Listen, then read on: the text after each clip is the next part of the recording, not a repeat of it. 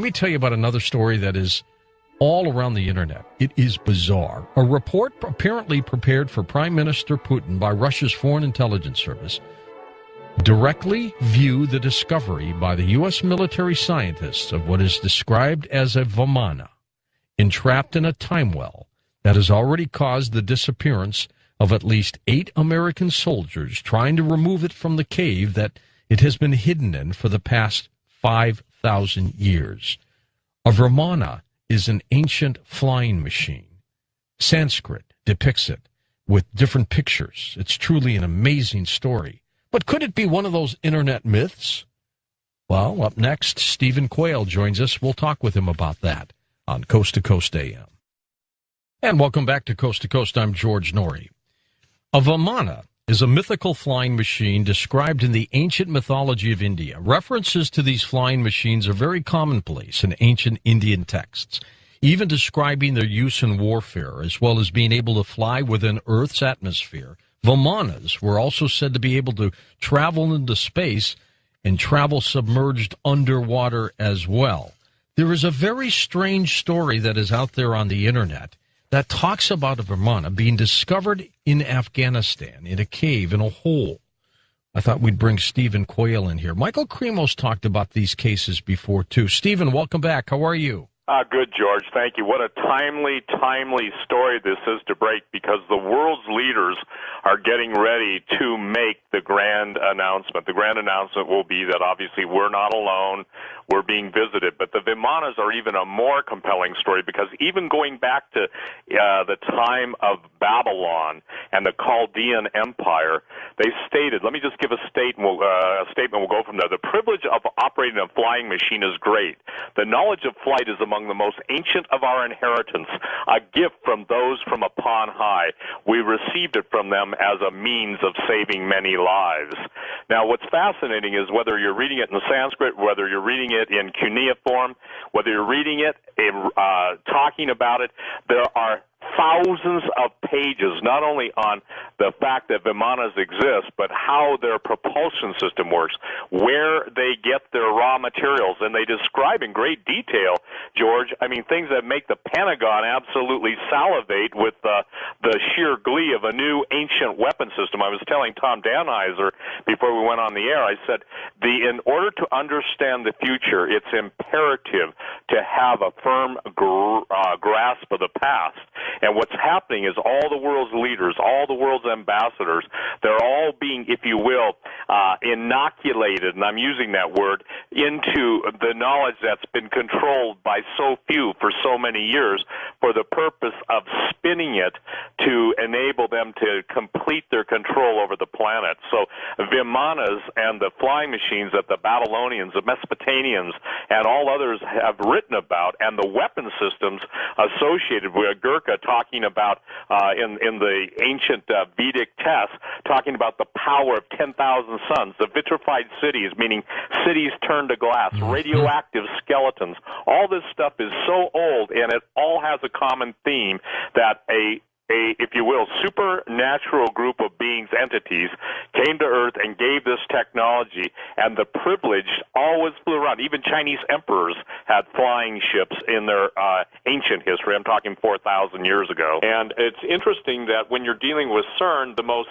sophisticated technology yet openly admitted to, and there's stuff that's way beyond that, but the point is they use the god Shiva for their emblem, if you will. And the emblem of Shiva is, what Oppenheimer, one of the inventors of the atom bomb, said he had become the destroyer of worlds.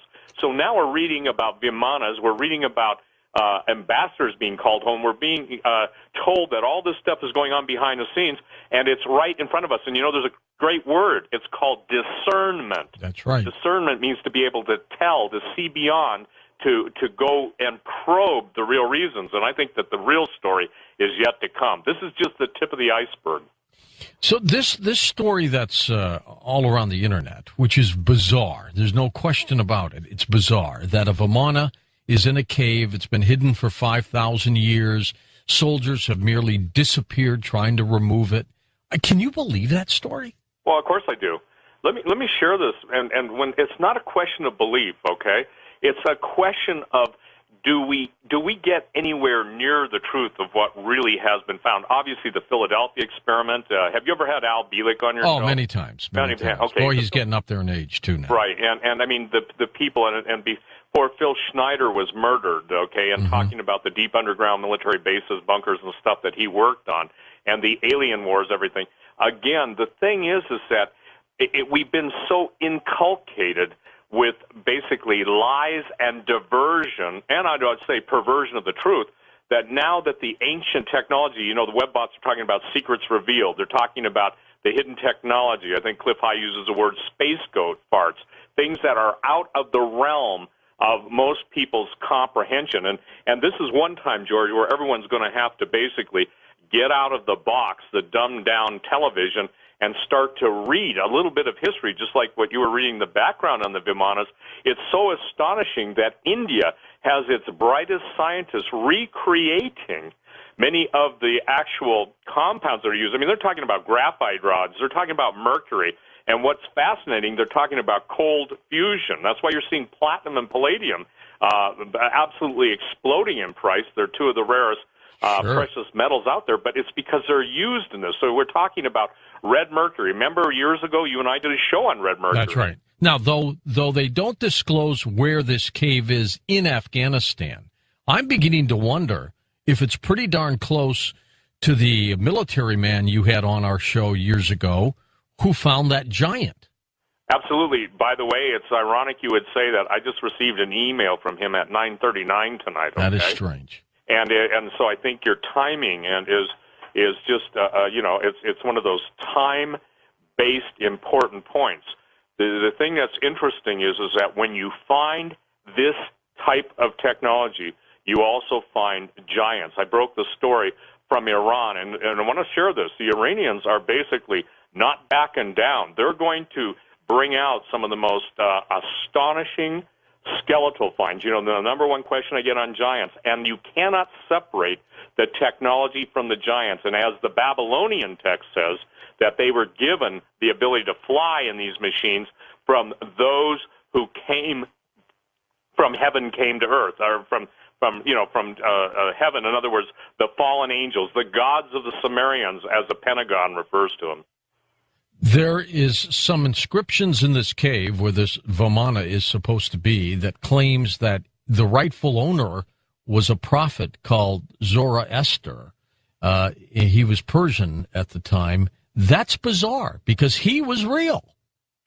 Well, and there's a whole religion, Zoroastrianism. I mean, for the record, Persia did not, embrace Islam until, not too long ago, maybe 1,000 years or so. But Zoroaster was very interesting because they worship the god Mithra, and it was Mithraism, Mithraism. And Zoroaster was basically a very, very knowledgeable guy. I believe he was most likely a hybrid, fallen angel, earth woman, because the knowledge that these guys possessed is like the priesthood. It's kind of like the Illuminati bloodlines. They absolutely claim divinity to the fallen angels and base their control of the information and the true artifacts of history and the true technology. It's just like Michael Cremo, Forbidden Archaeology. Not probably, if people would realize how much evidence, and Forbidden Archaeology is probably one of the best books in the world out there for detailing case. I believe Michael did a beautiful and brilliant job. David Childers, you've had Hatcher Childress on your show. He's written an amazing book on the ancient technology and the anti-gravitational propulsion systems of this stuff. And we can talk about the Temple of Saqqara, actually the Pyramid of Saqqara. And you can go in, and you've seen them, George. They have pictures of fighter planes. They have pictures of, they look like Star Wars speeders or speedsters, whatever they call those things. The thing is that the technology of the ancients so far surpassed what we're led to believe down what I call the primrose path of perdition and denial. And this is it. Who controls the true flow of information controls the population. And now we're seeing a return, in my opinion, to the very same political base that the Nazis had. And the Nazis sent out what were called the Ahnenerbe, And the Anunnaki went all through the world looking for religious artifacts, for the supernatural artifacts, and Hitler was obsessed with India and Tibet. And the scientists, the German scientists, even Dr. Werner von Braun, when he was alive, acknowledged the presence of aliens and star travel. The former head of Skunk Works said if the American people ever found out how that we've already been beyond the stars, that they'd basically string us up. You know, well, people don't get it, that guy just didn't get drunk at some going-away party. These are men who are in the deepest realms of the world of black physics and of, if you will, forbidden knowledge, and forbidden to the public, but well known to them.